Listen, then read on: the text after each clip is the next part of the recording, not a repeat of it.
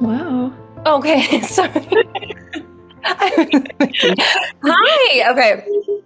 Um, I'm going to start and I'm going to introduce this very, very, very exciting book. And I'm also just so happy to be here with my friend Ava. For those of you who don't know, I'm Rachel Gillig. I'm the author of One Dark Window, Two Twisted Crowns, The Night and the Moth, etc. And we are here today to discuss a very delightful, delicious, beautiful book, An Archive of Romance, which is the companion book by Ava Reid that goes along with A Study in Drowning, A Theory of Dreaming, and yeah. How you doing, Ava? I'm doing great. So happy to be here with you. Thank you so much again. Hey. I have a few reminders for chat for all our participants who are watching this that I just want to start off with, which is for those of you who are here, that means you have got tickets and therefore you're getting a signed book. It is in the mail. So it should be here in the next 8 to 10 business days, just so you know, you guys will all get your books.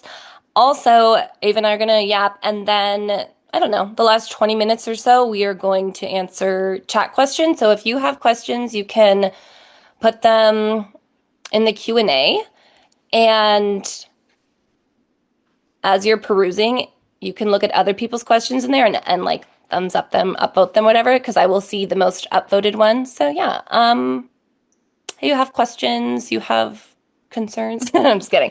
But yeah, we'll be answering those and going from there. But more importantly, I have questions. Your questions first, always. Yes. My questions first. I want to start off by saying I don't know if I'm the right person to do this with you, Ava, because I reread A Study in Drowning to prep for this, to read this, so that I just went straight for the, and I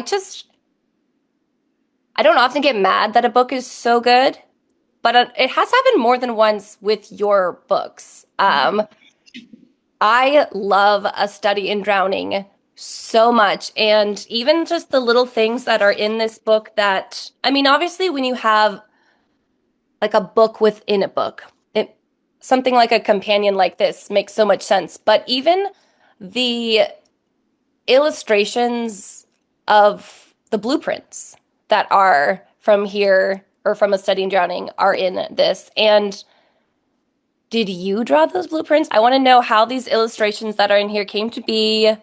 I want to know everything. So just, I don't know. Start telling Okay. yourself. Please. I have stopped taking requests for like drawing in people's books when I do signings because like the only thing I can draw is a bunny, my bunny. So I'm like, I'm not drawing pictures in books Okay. anymore when you come to signings. I can't. So no, none of the art in the book is mine. I think many fantasy authors have had the experience of like trying to draw like a horrible map for like the map artist. Yeah, and you're like, I'm sorry. Like I'm so sorry. I'm literally so sorry. So I like sent over that and like some blueprints for the college and stuff. But no, all of these illustrations are done by actually a number of amazingly talented artists. I saw that. I looked because I creeped. I creeped it, and they're all mentioned on the. I'm not wearing my glasses. They're all mentioned at the beginning with like the Harper Collins children books, and then they're listed by who does the end papers, who does the interior sketches, who does the maps. Yeah, we had so many different people working on this. We also had the art director at Harper Teen, whose name is Julia, and she actually had just happened to get married, like at the around the same time she was working on this book. So a lot of the like flowers and stuff that are photos are from her wedding. Are they really? That's so special. She gets to So have that like immortalized in this beautiful book. no, And it's just so sweet. Like the final page. Oh my God, uh-huh. I don't know if anyone can really see that, but that is like her cake topper from her wedding. Oh, is it? It's like a Yeah. little I spy. I love that. So sweet. She's actually the best. So this was truly like this book is truly such a labor of love from so many people at my publisher. They were the ones who pitched the concept of this to me, actually. Okay, that was one of my questions too, which Yeah. was when the idea came, who came up with it, all those things. I think like as an author, it's the kind of thing that like you would never even dare to dream of happening. Like I would never have dared to pitch this to my publisher because like it just seemed like such a crazy thing to have. But they pitched it to me, and at first I was like, I don't like know what you're talking about. What do you mean? People want to like read more of this series that was Yeah. originally just supposed to be a standalone. Um, Yeah, which is another one of my questions too. Okay, let's take us back. Obviously, A Study in Drowning was your third book. So this is some time has obviously elapsed since that came out. When did you time, what is time? What year I did that come out? A It Study came. in I Drowning. was just literally just marveling at this. It like when I was getting out of bed this morning. A Study in Drowning came out. She's here. She's beautiful. Came out in September of 2023. Okay, so right about the time my debut came out. Okay, so now just helps me. That's how I feel like authors measure time now, is No, like when the it books come definitely out. is. I'm like last summer was Lady Macbeth summer. Yeah. This winter was Fable winter. Was that only last summer? Oh my At word. time is the fact that Fable came out this year is like kind of making me freak out whenever I think I about know. Well, because you also write another reason why you're infuriating. You write so quickly and so well. Um, so no, but so I think for you that must be even more cognitive dissonance. It's not even like one per year. Your years are staggered, and I can't even imagine because this is young adult. You have adult. It's so many worlds melding together. But as you said, you wrote A Study in Drowning originally as a standalone. Is it a Yeah. spoiler to ask? I won't spoil anything. For those of you who haven't read it, though, if you're here, I we're happy you're here. But I mean, like, this is a companion to books that exist. Um, think it's okay to like have yeah, mild. yeah, I think that's at this point. yeah. Okay. The ending of A Study in Drowning is murky when it comes to. Was it always that? That was always the ending.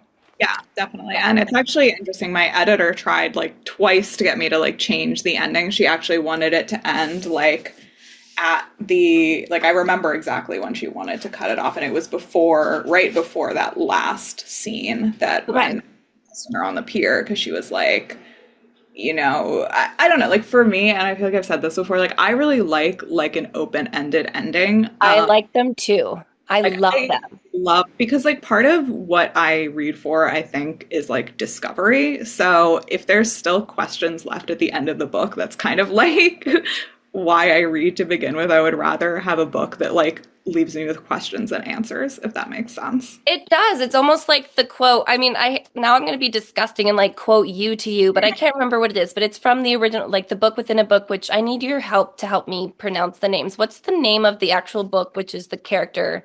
It's It's Angharad, okay. which maybe I'm even butchering that. I'm so sorry. You're not. You get to decide. Technically, the name Ione can also be said Ione, and people correct me all the time. I was like, well, I told the audiobook reader to read it that way, so. Mm, Sometimes things just get lost in translation. me Like too. And I isn't that the beautiful? audiobook narrator for A Study in Drowning is amazing, but I think like some wires got crossed with like the way Preston is supposed to sound, and he sounds like so like raspy and Okay, like I'm gonna have to go listen because you that's should listen. I was like, that is not my man. Like, who is no. this? Preston is very well, the opposite of that. I don't want to disparage him in any way, but he's an academic. He's a little like Maybe because he smokes, she's like, he's got a smoker. yeah, maybe. But he's like a little effete, like anxious. He's just an anxious He little guy. is. That there's this one line where he made me laugh a lot, but there's the one line that I laughed both times I read where he's very nervous the fact that Ianto had at one point brandished a gun and he's like, ah! He's like, he's got a gun. He's like, calm down. Like, You know, he's like, but he has one. Anyway, this was a full circle. You talking about open endings. There's the quote where something about like love stories and how love stories never really end and stuff like that. I was like, isn't that just so perfect? But that's how I feel about open endings too. And so even if, I mean, I'm certainly glad it wasn't, but even if A Study in Drowning had just stopped there, I think it's a beautiful ending. I'm selfishly, of course, happy it goes on and that we get more and we get this. Hold on one second. Okay, I have so many questions about this particular one, an arcane or archive. Sorry, there's a lot of arcanes out right There's now. so many arcanes. I I feel know. like I'm like, what does that even mean? An archive. So you talked about obviously it was a labor of love, an amalgamation of a lot of people's different art and stuff, but obviously the source material, the secondary material, the journals, it's all you, of yeah, course. it's When really did actually I got a question on Tumblr weirdly, like before I closed my ask box, and someone was like, this was when Only a Study in Drowning was out. They were like, hi, I just really need to know like where like the poems and like the snippets came from in your book. Like I've been Googling like crazy and I just can't find where they're from. And I'm you're quoting some obscure like text? They're like, like what are these dates? and I'm like, okay, they were Googling. Like, I was Googling Merthin, and I'm like, okay, if I started Googling something and references to the wizard Merlin started coming up, I think I would like, I'd be I like, would, I would ask myself some questions. fiction, perhaps. That's Yeah, but very, I took that as a compliment that things were like, I don't know, that they felt real and they felt believable. they feel extremely real and believable. They feel, I mean, your style of writing, I can always tell it's an Ava Reid book, and I can tell you wrote them both, but it's your prose is different from obviously how you write these primary sources, the book within the book, or even your tone shifts when you do the academic text. So when you do the newspapers that are in here, when you do the journal entries, like they all have a different voice, which I think is phenomenal. When did you start collecting these? Are any of these left over from drafting from your the study in drowning, or did these happen afterwards? I'm trying to think. So I think most of them are just extensions of Okay. like kind of that chapter epigraphs and some of like the letters we get. Yep. Um, One of the things that was new is Preston's like journal entries. Those were just written. At first, I wrote like kind of just a bonus chapter, like literally just for fun, for no reason. And then I kind of was like, okay, archive is going to be the place where all of this is like being put together, so I should include that too. So the journal entries from Preston were stuff that I wrote separately. Love his journal entries. Yeah, I there are love Preston in general, but so much. Um, Yeah, and then I think otherwise, the hardest part was expanding the poems because like, okay, poetry is so hard. I have so much respect for poets. Like, it's so hard. And it was easier with A Study in Drowning because like Merthin you're is based off of Dylan Thomas, who's like obviously like a modern contemporary poet. But then when I started writing Theory of Dreaming, for some reason I had to base him off of I had to base Ardor off of Tennyson. So now I'm like, oh my God, I have to worry about meter, I have to worry about rhyme. why would you do that to yourself? No, I didn't I'm not even an English major. Like I don't know why why I did this. I was an English major and I wrote limericks basically for mine. They're just rhyming couplets, and people are like, Wait, "Wow, I that's want to read those. poetry." I I'm like, actually love limericks.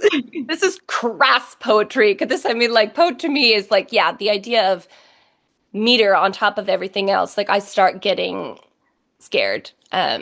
So scary. Yeah, Like, yeah. And I also there's the rhythm of poetry, and then just it feels like a marriage of different things, and I don't feel adept at any of them at once. So yes. Well, it doesn't read that way. Yours doesn't read like you were I struggling really through anything, if that makes you feel better, but I understand the pain. I did also I reread Beowulf when I was drafting it because there's some excerpts from kind of like their national founding myth, which is inspired by Beowulf, and Beowulf fucking slaps. Like Beowulf is so good. I good. love Beowulf. I read it. I haven't read it in a long time, but I read it when I was younger, and then I read it again in school, and I was like, can I just read some Beowulf? It's so good. So good. Then, of course, I started calling my mom like Mutter, the way like just weird thing. Anyway, that's besides the point. Um, but obviously, yes, we know this about Ava, which is that they do not want to take it easy on themselves and want to replicate Tennyson. Um, let's talk about the different styles in. Obviously, you said it's a lot of different people when it comes to the photographs, the art styles. There's straight up sketching in here. How It's much of this did you say, I want there to be a blueprint, or I want there to be like a what is your contribution to everything? Yeah, so basically my editor who like she basically deserves co-editor co like author credit for this book because she put together every single like um snippet of anything I'd included in both of the books. She put them all together in like a Google Doc I and love when they made do like that. I know, and she made a beautiful like little table where she was like, I think this should pair with like an illustration of this. And then we were like in the Google Doc together, kind of like planning like, oh, what if we had a sketch here? What if we did like a design page here? So we were like, I I love it. it was great, but it's also like something about being in a Google Doc with your editor actively was like, I'm getting kind of nervous. You're like, hi. No, but that would honestly, any Google Docs in general terrify me. I feel like someone's just watching me. They're not. They don't. I'm not contributing anything important anyway. But Have I told you that Allison writes in Google Docs? does she really? So upsetting. I'm sorry for like airing her out like that, but All out of the century. Allison Saft, everybody. What a freak. like, insane. But yeah, I no, just finished reading Immortal Game. One of my it's questions. It's fun. it's So fun. There's something about reading. Yeah, I love Alison Saft's young adult. I read Immortal Game. I reread A Study in Drowning. I'm just like, it reminds me why when I came up, young adult was a space that was actively pursuing or adventure stories, but younger characters and the sort of romance that I really fell in love with as a writer and a reader. And it feels really special to still like have my favorites who do those things. I feel nostalgic when I read about Preston and Effie and things like that. It just feels it just feels so good. It's why I fell in love with reading. And plus obviously I'm a fan of the Gothic lean to things, the drowning imagery throughout, but also the literal crumbling castle. It is so good. I love it. The visuals are beautiful, which is again why something like this makes a lot of sense. For stylistically your writing in general, which is very visual. But again, a book within a book, a text within a text. You love to see it. I absolutely love to see it. I mean, obviously you have it too with like the Providence cards and stuff where it's like, Dude, I want a set. I need. Well, when I I need was originally drafting One Dark Window, I had to make, obviously I didn't draw it didn't look anything like this. But one, you kind of have to put together some sort of collection so that when you do break it up, when they are, because they were chapter headers as well, you have to decide they're not just random chapter headers. To me, they're like thematic, they're world building, but they're also very short. So you have to be choosy about them. And I spent a lot of time thinking about which went with which chapter. And so, yeah, I find actually chapter headers to be a really great way to do exposition without too much. Yeah, I think, I mean, you're trapped. Like you saying you don't know how to write rhymes when like the nightmare is like always rhyming. Like Oh my God. Why do we do these things to ourselves? He's like um, grotesque little the Lorax out there, just I like would literally like Elspeth is stronger than me because I would be losing my mind. like she lobotomizes herself like immediately. Just stop rhyming. But yeah, I think the art of a chapter header like is it is so specific, right? And I think it's such a fun way. Like for me, when I was writing A Study in Drowning and A Theory of Dreaming, I wanted it to feel kind of like the readers were like discovering the world alongside the characters, and it's so much more interesting than just doing like, paragraphs of exposition. Like we Oh, 100%. It also, I mean, I could go on forever, but just like Effie's reality, what she perceives as real, what isn't, what is story, what the story that she's been obsessed with her whole life, what isn't, like it all just unravels in a way that does need that sort of gradual Mhm. unveiling.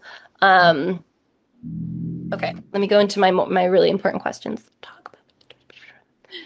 I have no idea what time it is also. Oh, we're good in time. We have about like 10 more minutes, and then I think we'll go into the Q&A. So get your Q&As ready, people. Okay.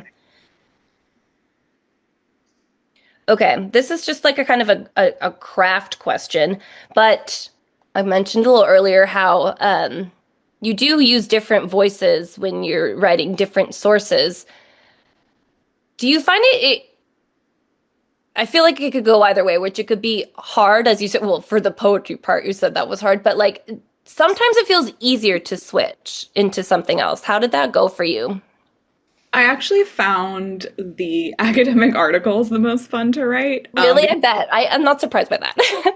I think like academic language is so specific and it's so like self-serious in like a very funny way. Like my husband is an academic and when he was reading some of these, he was like laughing out loud. Like I think it's funny. I think a lot of A Study of Drowning is like funny. I don't know if like the kind of humor comes across at all. I think it's funny. Well, I think the character of Preston really he wouldn't find it funny, but I find he is quite comical.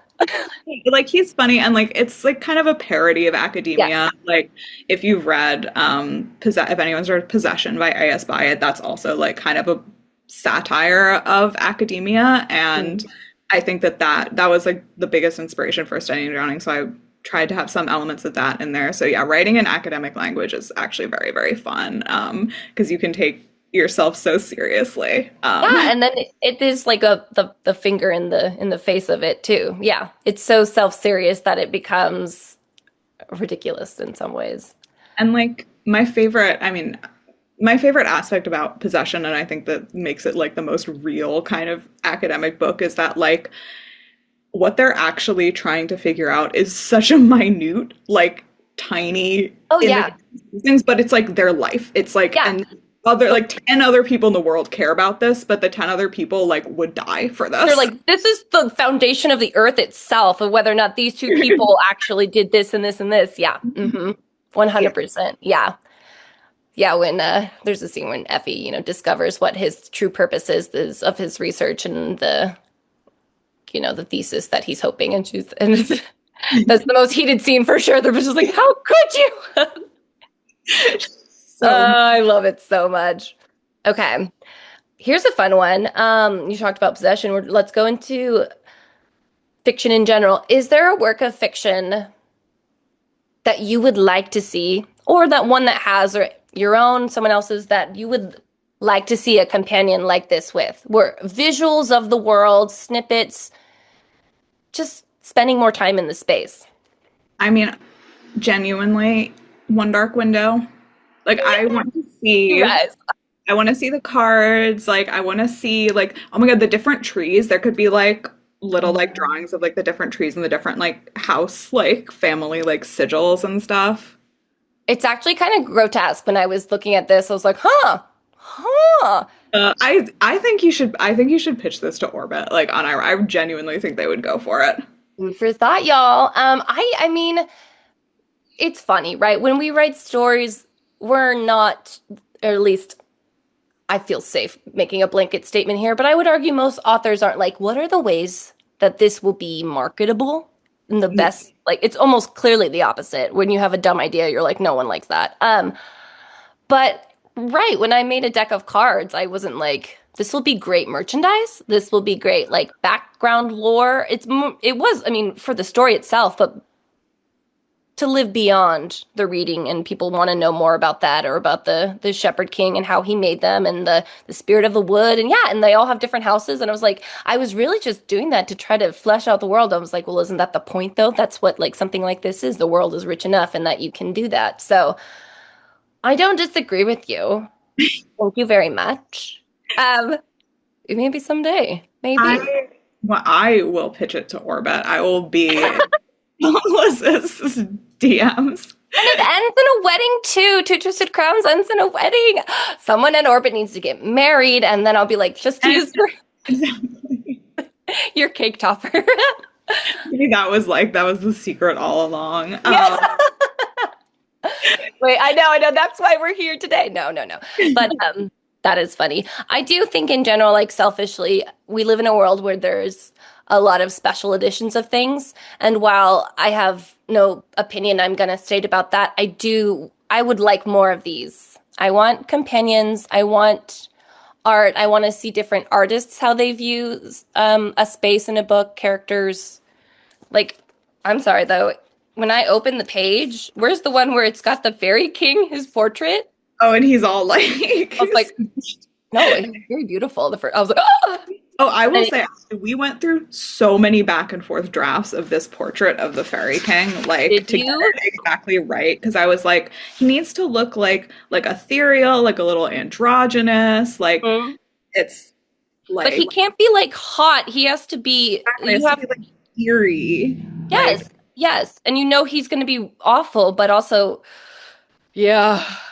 so we actually I think that was like the thing we went back and forth the most about. And I will also say, just because like I love this, so the page, the person who did all of the sketches in the book, her name is Alice. She's incredible. And this is the page where she drew the sketches of all the sleepers.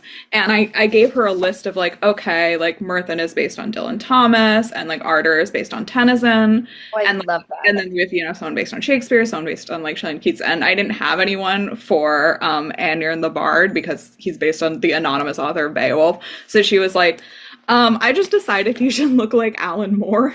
I was like, that's perfect. Thank you so much. Yeah, so this is just Alan Moore. Okay, that is so, that's a lovely little tidbit there because I'm looking at all their faces. I was like, yeah, yeah, yeah. You can see the Shakespeare for sure, and like, Yeah, yeah, I can just tell by their hair who they're supposed to be. yeah. She did a fantastic job. They're all beautiful caricatures and they're Twinkie little creepy, but dwarf. also not. They're just all, it's everything they're supposed to be. No, and that's another thing that I loved about just this project in general was like celebrating so many different artists and their styles. Yes, Um, yes. like a lot of times with novellas like this, it'll be just like one artist just doing like character sketches, but with this I feel like it's such a like, again, it's just like such a collective labor of love between like, I don't know if anyone heard that. That was, Hello? I live in a busy city and my office is right by the street facing window, so That's okay. I'm right by my street too, but it's mainly just people in their gargantuan vehicles. Oh, yes. To go what you're saying about the different artists, I also that's something I love about books too, and even I consider myself like a middling amateur artist that I do things here and there. But when it comes to something like this, I don't think I would want to do my own art. I want to see how other people see it because I even as the creator of it, it doesn't when an artist gets their hands on it, it feels like it's our book now. It's our idea of how it looks, and it kind of goes beyond you. yeah, I mean that's like the beautiful thing about it too, and why like, I don't know, like I work with this artist named Mary who's done art for like almost all of my books at this point. And it's Mary, gorgeous. If it's the Mary, and which I'm sure it it's is. reached the point where I will just like send her a book and I'm like, literally just draw what's in your heart. Like I just want to like Yeah, there's no brief, like I just want to see like what moves you. yeah, yeah. And that's honestly the best. I feel that way about my cover art stuff too. I don't give briefs really. Like, I do have like ideas for the Night and the Moth. I said I want a moonlit palette. That's literally it. Did you because these are all the three that we're talking here, they're obviously illustrated. I almost said animated. They're illustrated. Did you have a brief that you gave them? So it's really interesting actually, and Kristen Engelberth is the cover artist for all of these three books, and I still remember. I'm pretty sure I have this in my email somewhere. She sent over three different sketches for a study in drawing, like kind of three different directions, Uh, and two of them were like object centric, kind of classic fantasy covers, and I thought that was kind of what I wanted, and then I saw this, and she was like, "I know this is like not really what we were thinking, but I just had this idea," and we were like, that's oh it. my God, like that's it. It's amazing.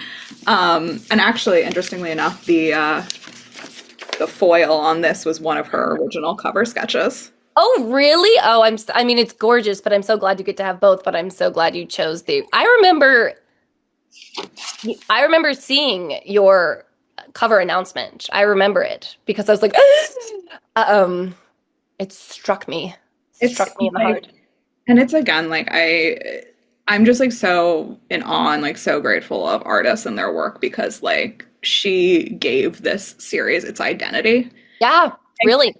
in a way that is like so I don't know, like that's just so meaningful to me. So yeah, I will always be singing her praises. She also did the end papers. I love them. I love obviously the one of Effie and Preston. Like my babies. Yeah. I like to joke with Ava that they started the hair bow phenomenon that swept the internet for a couple of years with all like everything had a your head was it was to the side. My Obviously, head was I my didn't head was participate. all over. It was all over your grid, the back of It my head. was. I was like, oh my, where I'm like, I need to buy some bows. No, it was a beautiful, it was a cultural phenomenon. Okay.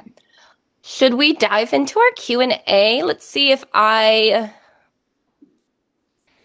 gonna get my glasses, you guys. Just give me a minute. Does your book bikes cover, but a study in drowning stars the best. Oh, we just talked about that. Uh, guys, did you have anything to say? How were they designed? Yeah. We just kind of talked about that. You guys just know what it's about. Were there any fairy tales, fables, or story? Oh wait, type answer. I'm just reading these, please. Just go for it. Or stories that you took inspiration from the, again, I can't say this. And say it again, Ava. And guard. Yes, stories. Yes. So Angharad is basically, it's essentially a fairy ballad, which is a particular kind of like literary folkloric tradition from the British Isles.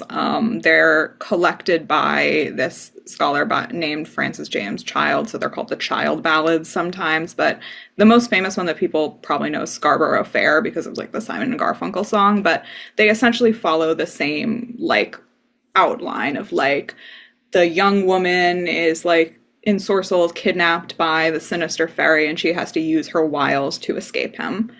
So that was basically always going to be the premise of Unhard is like it's a fairy ballad. And what I was really thinking about in like kind of a meta sense was like at the time, and I think still now, like fae and like fae kings and like enemies to lovers and like stuff was so big in YA. So I was thinking about like what makes that so like significant and meaningful like for teenagers specifically. So in my mind like that story and Effie kind of like grew together because Yeah. I was thinking about the like the teenage girl who would be really, who would find something like really meaningful in that. Yes. I grew up listening to a lot of delightfully strange folk ballads. And there's a lot of like there's yeah, and there's the traditional ones. Obviously, there's contemporary. There's like a rock revival, blah blah blah. One of my favorite singers, though, she's from Yorkshire. I think her name's Kate Rusby, and she does a lot of. She reads like old ballads. She adapts them to song. One of my favorite ones is called The Outlandish Night. They're basically all iterations of the Fairy King, and I original idea for The Night and the Moth, which it got, as you know, things change over time. But the Outlandish Knight is like they're called outlandish. He's really a fae, and these are the old fae are not. I mean, they're desirous and they're beguiling, but they're quite sinister. And in this one, he takes 6 women one at a time and drowns each of them, and then the 7th one eventually drowns him. And yeah, So funny. There is actually, when I was doing research for my debut, there's a like Hungarian like story that is like it's the errant knight and it's like so similar to that. yes, that's It's what it is. yeah, it's like what is the theory about like we all have like one collective story. So it's It's so really true, and it's so delightful. Yeah, I grew up on the weird fae that, would kidnap children and like eat their legs for during the summer. Those are the fae that I'm like, yeah, but I'm again, an stories. audience for cannibalism here with me. This is God, safe I know. cannibalism. I'm the intended audience. Let's just put it that way.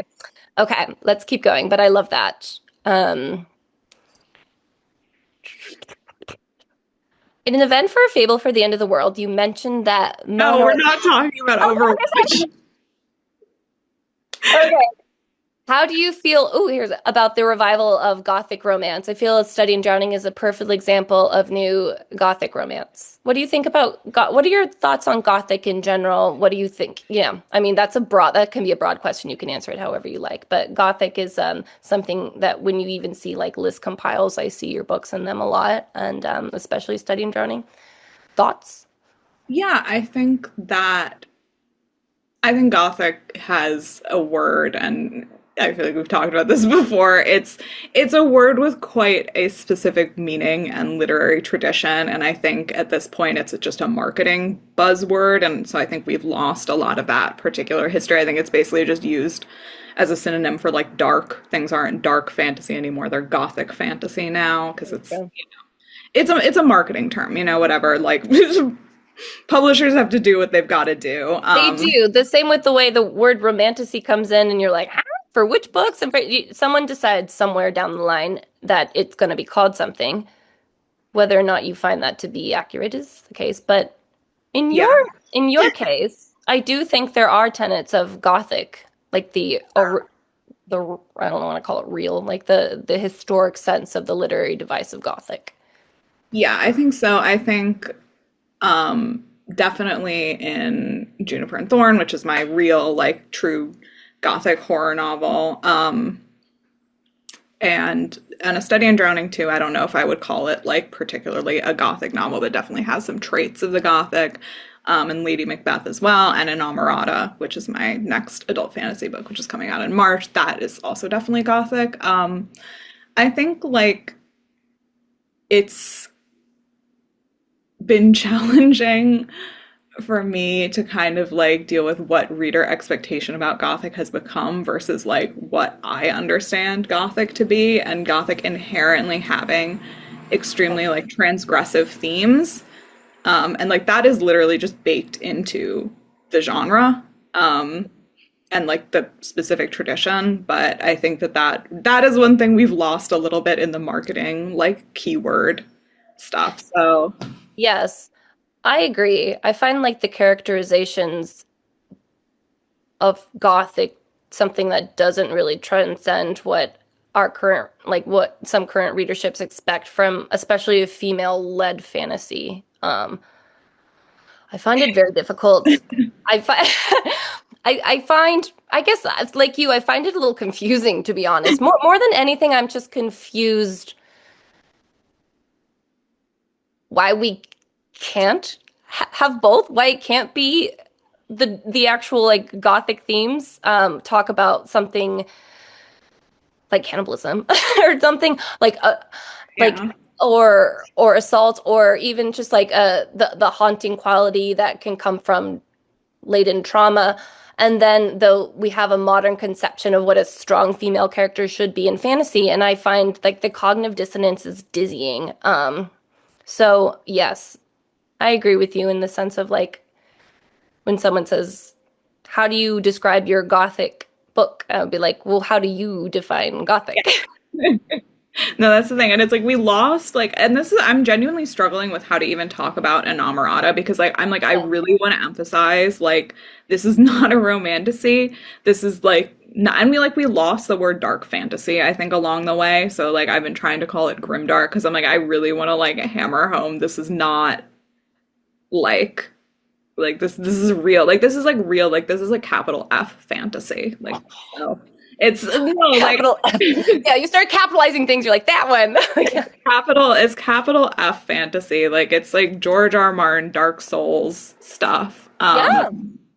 So yeah, I think it is constantly a struggle to try and like set reader expectations. But I also like I don't know, but again, like because I'm like such a discovery reader, if I pick up a book and it's nothing like I expected, that's kind of like I like that a lot of the time. Me too. Me too. But I also feel like likely for you, for it's probably even more difficult because you write pretty prolifically and because you're a discovery writer, your books, while have a lot of similarities, also have a lot of differences. So if you're that's even harder to like try to maintain any idea of what a reader expectation is because maybe you even feel experimental. Maybe you're like this is the opposite of marketable and this isn't marketable, but hey, it took off. Like did you anticipate A Study in Drowning would be what it has become?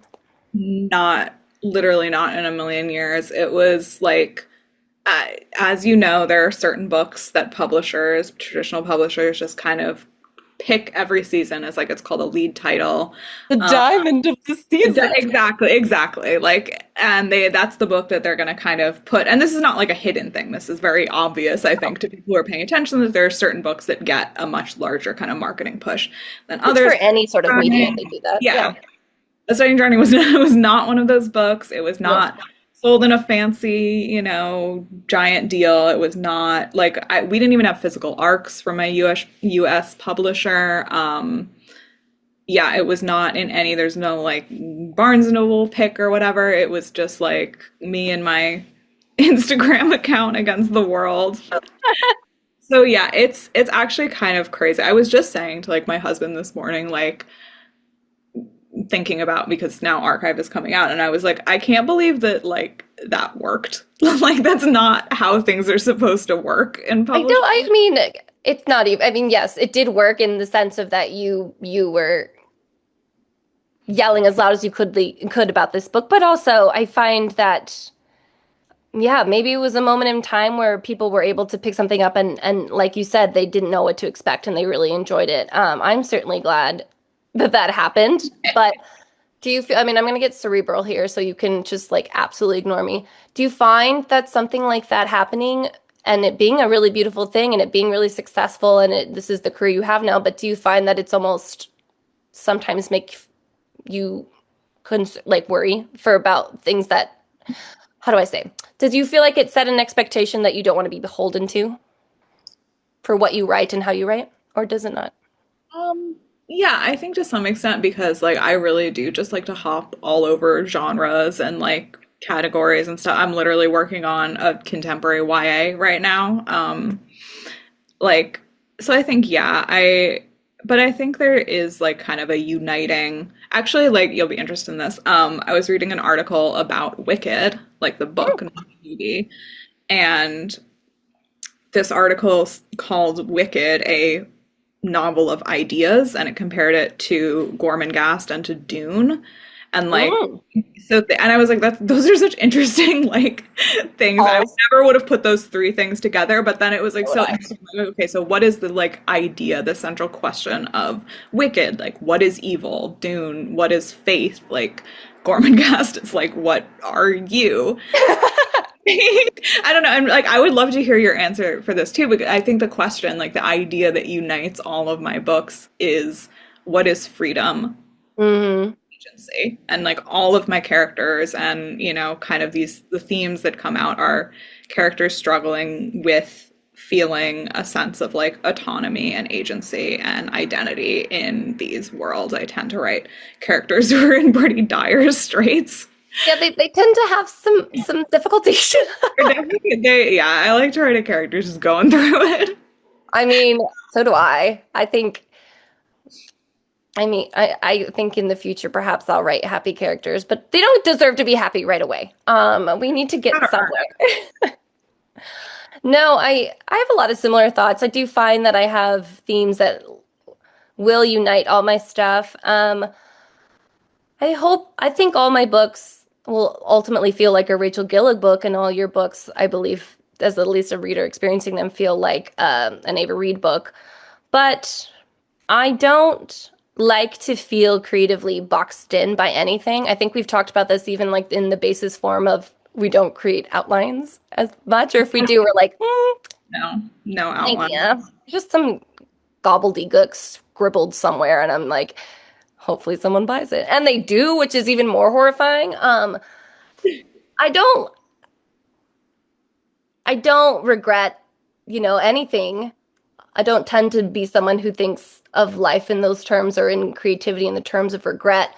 I just and nothing's given either. I'm also not afraid of the idea if someone picks up a future book and they're like, "Oh, this isn't anything like One Dark Window." I'll be like, "It's okay." Yeah, that's fine. Like I know that like, coming out following A Study in Drowning with like a lesbian dystopian book was not Wait. what I Yeah. don't think what anyone was expecting. If people were expecting anything, I don't know. I don't want to presume, but Yeah. yeah, I don't know. I think like it's it's just a joy to be able to like and for me like I'm an extremely like introverted person, so I find that writing books is like a way for me to just kind of connect to the world and other people. And if not every book is going to connect to every person, that's fine because I'm not, as a human Oh, being, I'm not going to be, friends with every person on earth. oh, I'm that way too. I'm not an external processor verbally whatsoever. I find I have so many thoughts, and I was talking to someone the other day. I was like, I feel like I'm just in a really emotional person and I'm all over the place. And she's like, no. I'm like, oh, I just feel that way internally. So writing makes sense to me, and I am always grappling with something, and so it does make sense to do it in writing, but that doesn't mean other people have to be grappling with it too. Exactly. And I like to write weird, unlikable characters, so I know I like that though. what I'm getting. I like literally my Instagram bio has been like IRL Mary at Blackwood for so long. So I'm like, hopefully this gives people an expectation for like what they'll find in my books. Yeah. You're like, just don't call it A romantasy. weird little freak. I know. Okay, here's a good one. Is there a genre you haven't written in slash published in that you'd like to? You just said you're gonna hop contemporary. Yes, I have, of course, because I like to torment my agent. I have the two things I'm working on after. I have two duologies, the Inamorata duology, and then I have a YA dystopian duology that will also be coming out 2026 and 2027. Did you already write all these books? I am writing the sequel to Inamorata right Okay. now. Okay. I was gonna be like, how far ahead are you? Okay. Okay. So I I got would, yeah, I'm literally like crawling. I'm running up that hill. it. No, so actually the two things that I'm working on are one contemporary YA and one contemporary adult. So, Okay. which I don't know if I ever thought that I would write, but it's like like for me, like the YA I grew up with was like mostly contemporary YA, like Laurie Halsey Anderson. Yes. Yes. And I feel like there's I'm I'm missing that kind of stuff, and I've been going, and it's funny because Allison was saying the same thing. We had our like weekly Zoom call, and we're like, we're gonna go back what is that? Aristotle and Dante discover the secrets of the universe. Like books like that were actually Yes. I read the most. So yeah, I'm kind of like, okay, I'm entering this conversation with this unsellable, like contemporary realistic novel that I hope it doesn't feel, I mean, everything comes back around in some ways with little alterations, but I do really hope that that contemporary, like warm hug of a young adult book has another moment in the sun. I miss it. I've been rereading a ton of them that like I just remembered loving as a teen, and I'm like, wow, I want to read more of these. That's cozy.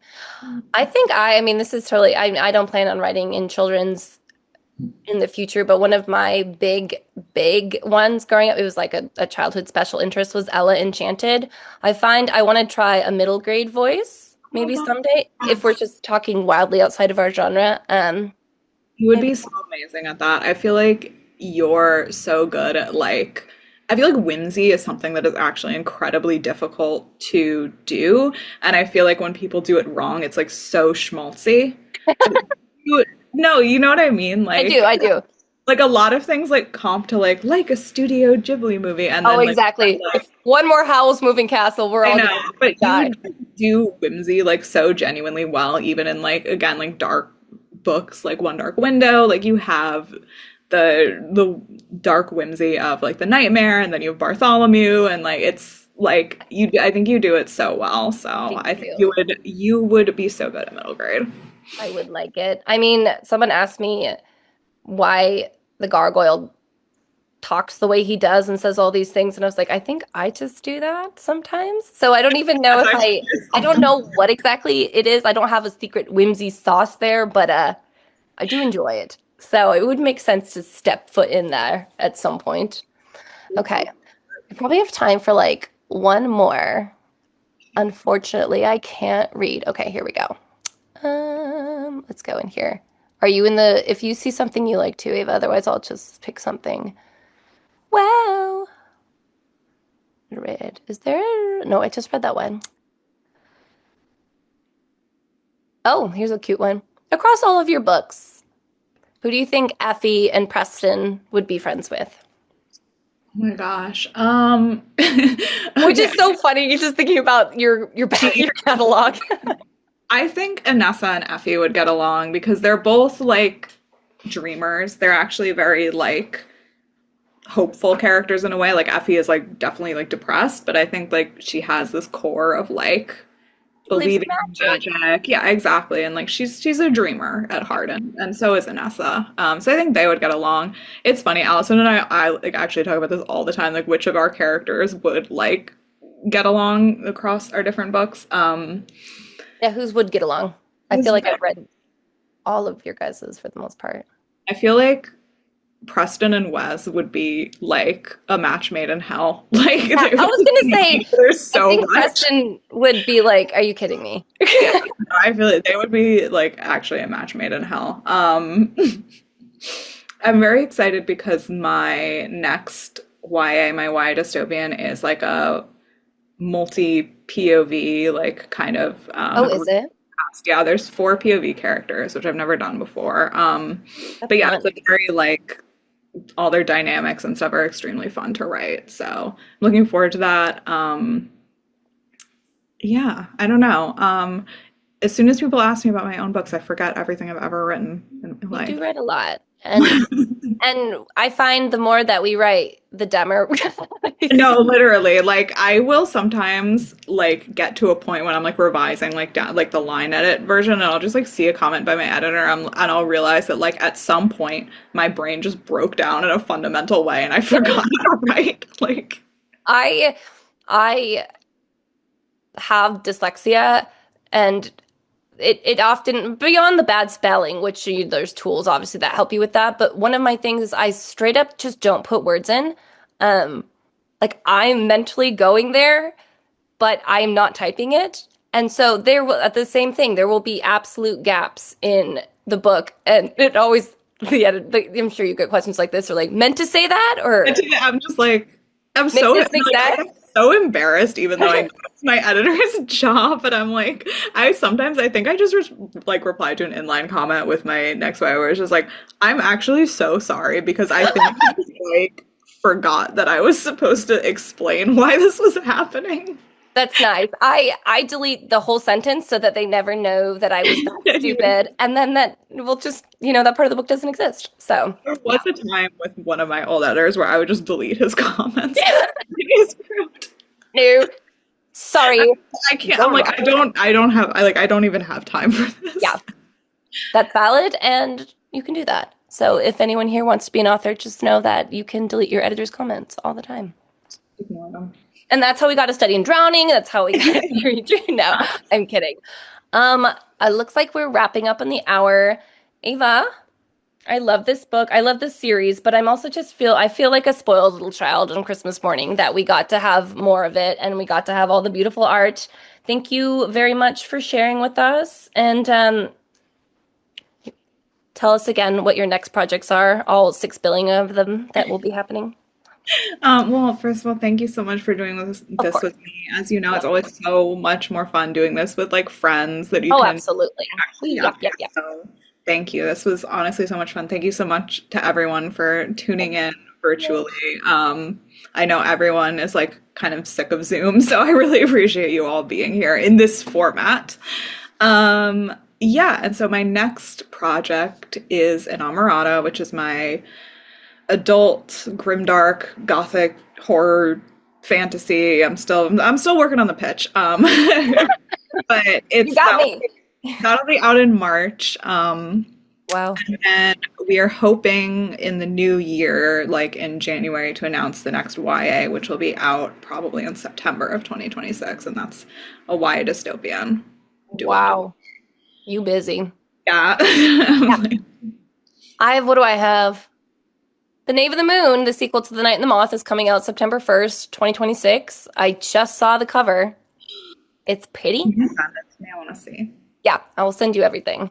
I'll give you I just sent Allison the book. I was like, you do not have to read it. I just want to get into the practice of like getting it out of my space. Please send So it to me. send me. I shall. And yeah, besides that, you'll hear from me. Y'all, I'm here. I'm around. But yes, thank you guys all for being here so much, and your books are coming in the mail. Don't worry, they're coming. And you signed them all, right, Ava? Thank you. Yay. Okay. Goodbye, everybody. Everyone, have a good night.